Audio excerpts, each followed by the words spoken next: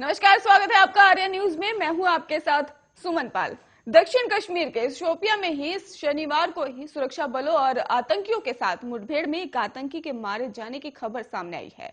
इलाके में सुरक्षा बलों द्वारा सर्च ऑपरेशन चलाया जा रहा है और शोपिया के जेनापोरो और चेर मार्ग इलाके में ही आतंकी पुलिस और सुरक्षा बलों के जवानों को मुंह तोड़ जवाब दे रहे हैं। कश्मीर जोन पुलिस ने बताया कि आज सुबह ये मुठभेड़ शोपिया के जोनापोरो और चेर मार्ग इलाके में तब शुरू हुई जब सुरक्षा बल इलाके में तलाशी अभियान चला रहे थे और इस दौरान ही वहां पर पहले से ही छिपे आतंकियों ने उन पर गोलीबारी शुरू कर दी। सुरक्षा बलों ने अपनी पोजीशन संभालते हुए उन पर जवाबी कार्रवाई शुरू कर दी, जिसमें एक आतंकी के मारे जाने की भी खबर सामने आई है।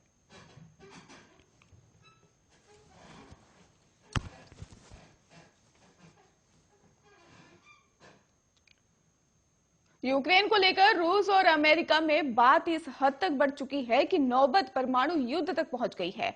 अमेरिका ने परमाणु हमला करने में सक्षम B-52 बॉम्बर्स जेट को ही यूरोप में तैनात कर दिया है और अपने सबसे आधुनिक स्टेल्थ फाइटर जेट F-35 को भी भेज दिया है। और वहीं दूसरी तरफ रूस कल राष्ट्रपति व्लादिमीर पुतिन की मौजूदगी में अब तक की सबसे बड़ी न्यूक्लियर मिसाइल ड्रिल करने जा रहा है। आपको बता दें कि इस बात से सहज की अंदाजा लगाया जा सकता है कि हालात कितने नाजुक दौर से गुजर चुके हैं। हालांकि इस जंग को रोकने के लिए संयुक्त राष्ट्र सुरक्षा परिषद में अहम बैठक भी हुई है, लेकिन ये भी रूस और उसके विरोधी देशों के बीच गर्मागर्मी साफ दिखी है।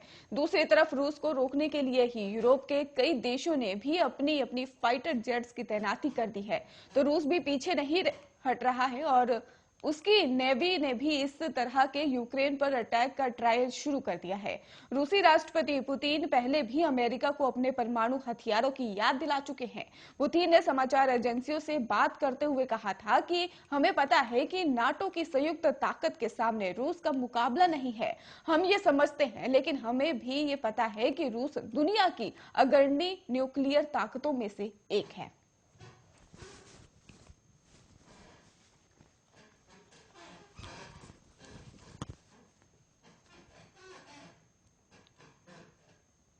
देश भर में स्वच्छता को लेकर सबसे आगे रहने वाले मध्य प्रदेश के शहर इंदौर ने अब शहर के कचरे को भी ऊर्जा में बदल दिया है और यहां एशिया का सबसे बड़ा बायो सीएनजी प्लांट बनाया गया है, जिसमें प्लांट की बता दें आपको जल्द ही करीब 400 बसें बायो सीएनजी से चलेंगी। आज प्रधानमंत्री नरेंद्र मोदी इस प्लांट का उद्घाटन करेंगे। प्रोजेक्ट हेड नितेश त्रिपाठी ने बताया है कि जैविक कूड़े को डीप बंकर में लोड करते हैं, फिर वहां से ग्रैब क्रेन से उठाकर ही उसको मिलाया जाता है और सैलरी में ही कवर करते हैं और सैलरी को ही डाइजेस्ट करते हैं और इसके साथ ही बायोगैस बनाते हैं। बायोगैस को स्टोरेज एरिया में ही ले जाते हैं, जिसमें मीथेन 55-60 होता है और फिर उसे गैस क्लीनिंग और ऑपरेशन में भी ले जाते हैं। और 15 एकड़ में फैला ये प्लांट 150 करोड़ की लागत से बना है और इस परियोजना के जरिए रोजाना 400 बसें और 1000 से ज्यादा गाड़ियां चलाने की योजना है।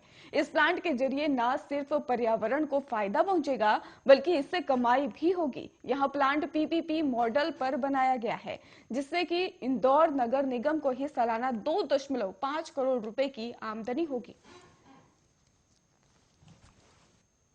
वहीं प्रधानमंत्री नरेंद्र मोदी ने शुक्रवार को अबू धाबी के युवराज और यूएई के सशस्त्र बलों के उप सर्वोच्च कमांडर शेख मोहम्मद बिन जायद अल नाहयान के साथ ही डिजिटल माध्यम से शिखर बैठक की और यहाँ पीएम मोदी ने कहा कि भारत और यूएई आतंकवाद के विरुद्ध कंधे से कंधा मिलाकर खड़े रहेंगे। प्रधानमंत्री नरेंद्र मोदी ने दोनों देशों के संबंधों के विविध आयामों और खाड़ी क्षेत्र के इस देश में ही हाल ही में हुए आतंकी हमलों का भी जिक्र किया। उन्होंने कहा कि हम हाल में यूएई में ही हुए आतंकी हमलों की कड़ी निंदा करते हैं। भारत और यूएई आतंकवाद के विरुद्ध कंधे से कंधा मिलाकर खड़े रहेंगे और प्रधानमंत्री ने संयुक्त अरब अमीरात द्वारा जम्मू कश्मीर में निवेश में रुचि दिखाने की सराहना की। उन्होंने कहा कि पिछले महीने जम्मू कश्मीर के उपराज्यपाल की सफल यूएई यात्रा के बाद अमीरात की कई कंपनियों ने ही जम्मू कश्मीर में निवेश करने में रुचि दिखाई है। वे यूएई द्वारा जम्मू कश्मीर में लॉजिस्टिक और स्वास्थ्य सेवा और आतिथ्य समेत सभी क्षेत्रों में निवेश का स्वागत करते हैं और यूएई ने ही कारोबारी संबंधों को प्रांगण बनाने के लिए ही शुक्रवार को समग्र आर्थिक गठजोड़ समझौता पर हस्ताक्षर किए और आपसी सहयोग बढ़ाने के लिए भविष्य का खाका पेश किया।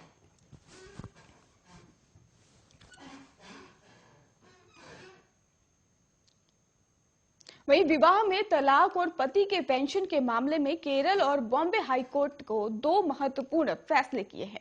और दरअसल आपको बता दें कि केरल हाईकोर्ट ने तलाक के मामले पर सुनवाई करते हुए कहा कि असफल विवाह के रिश्ते में रहने के लिए कोई भी पुरुष या महिला बाध्य नहीं है और ना ही कोई इन्हें मजबूर कर सकता है। हाईकोर्ट ने आगे कहा कि ऐसे रिश्ते आपसी सहमति से तलाक देने से मना करने या क्रूरता माना जाना चाहिए। और इसके साथ ही कोर्ट ने ऐसा पति या पत्नी की एक याचिका की सुनवाई के दौरान में कहा है। इस याचिका में पत्नी ने ही क्रूरता का ही हवाला देते हुए पति को तलाक देने के कोर्ट के फैसले को ही चुनौती दी थी। याचिका की सुनवाई पर ही रहे जज जस्टिस ए मोहम्मद मुश्ताक ने अपने फैसले में ही कहा कि अगर सारी कोशिशों के बाद भी शादी का रिश्ता असफल होता है तो ऐसे में किसी एक का तलाक देने से इनकार करना क्रूरता के अलावा कुछ नहीं है। जज मुस्तान ने खंडपीठ के आगे कहा कि अगर शादी के रिश्ते में रह रहे दो पुरुष और महिला के बीच ही अनबन होती है तो फिर सिलसिला अगर ये जारी रहता है, आगे सुधार की गुंजाइश नहीं होती है तो दोनों में से कोई भी किसी एक को ही इस कानूनी बंधन में बने रहने की मजबूर नहीं कर सकता है। और इस मामले की याचिका केरल हाईकोर्ट में तह पहुंची और जब पत्नी ने क्रूरता के आधार पर पति को तलाक देने के नेमुद फैसले को लेकर भी उन्होंने फैसले को चुनौती दी थी और इसके बाद ही फैमिली कोर्ट के फैसले को चुनौती देने वाले दंपति की शादी साल 2015 में हुई थी। इस रिश्ते में ही पुरुष इंजीनियर कॉलेज में ही असिस्टेंट प्रोफेसर का काम करता है और जबकि पत्नी कन्नूर में ही पोस्ट ग्रेजुएट हैंडल की छात्रा थी। और इस मामले में ही पत्नी ने आरोप लगाया था कि पति झगड़ा करता है और उसे महिला के मां और बहन के साथ संबंध रखना पसंद नहीं था। यही कारण है कि महिला ने तलाक की अपील की।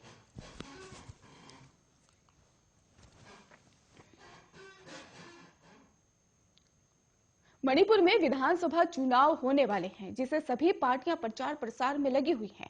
इसी क्रम में ही कल यानी 18 आज को ही केंद्रीय मंत्री स्मृति ईरानी ने ही इंसाफ के लिए बीजेपी के लिए चुनाव प्रचार किया। और आपको ये भी बता दें कि प्रचार के दौरान स्मृति ईरानी ने एक कार्यक्रम में पारंपरिक डांस में भी हिस्सा लिया। स्मृति ने यहाँ की जनता से बीजेपी को वोट देने की अपील करते हुए कहा कि मणिपुर ने ही पिछले 5 साल में बड़ा परिवर्तन देखा है। उन्होंने कहा कि इस राज्य ने पिछले 5 साल के दौरान ही स्थिरता और स्थिरता से विकास की बड़ी छलांग लगाई है।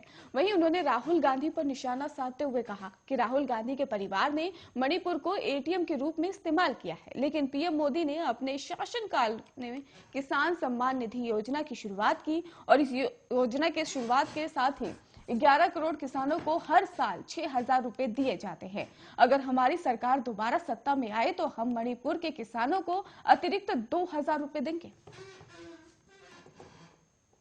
उत्तर प्रदेश में कल तीसरे चरण का मतदान होना है जिसके लिए सत्तारूढ़ दल समेत विपक्ष ने ही अपनी ताकत झोंक दी है। वहीं अब बॉलीवुड एक्ट्रेस कंगना रनौत ने भी यूपी की जनता से बीजेपी को वोट देने की अपील की है। अभिनेत्री ने अपने सोशल मीडिया अकाउंट पर वीडियो को शेयर कर कहा कि हमें अपनी चहेती योगी सरकार को फिर वापस लाना है। कंगना इस वीडियो में बोलती है, हम सब जानते हैं कि उत्तर प्रदेश में चुनाव चल रहे हैं और इस चुनावी कुरुक्षेत्र में ही हमारा एकमात्र हथियार है वोट। याद रखें, हमें अपनी चहेती योगी सरकार को ही फिर से वापस लाना है, इसलिए भर भर के वोट देने होंगे। उन्होंने आगे कहा कि जब भी जाए 3 से 4 लोगों को साथ लेकर जाएं। याद रखिए, विजय का ये कीर्तिमान टूटे ना और एक भी वोट छूटे ना। जय श्री राम। बता दें आपको कि कंगना ने इस वीडियो को शेयर करते हुए कैप्शन में लिखा, विजय का ये कीर्तिमान टूटे ना और एक भी वोट छूटे ना, जय श्री राम। कंगना की इस वीडियो को काफी लोग पसंद भी कर रहे हैं और अब तक 2 लाख से ज्यादा लोग इस वीडियो को लाइक भी कर चुके हैं। तो वही करीब 9.5 हजार के करीब लोगों ने अपनी प्रतिक्रिया सामने रखी है। कुछ यूजर्स ने कमेंट कर कहा है कि बीजेपी की सत्ता में वापस लौटेगी, तो कईयों ने कहा कि इस बार बीजेपी को एसपी मात देगी।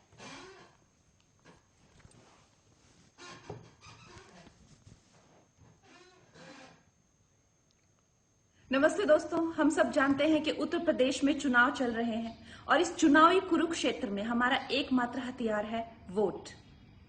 याद रखें कि हमें अपनी चहेती योगी सरकार को फिर से वापस लाना है, इसलिए भर भर के वोट देने होंगे। और जब भी वोट देने जाएं, अपने साथ 3 से 4 लोगों को जरूर लेकर आएं। याद रखिए, विजय का ये कीर्तिमान टूटे ना, एक भी वोट छूटे ना। जय श्री राम।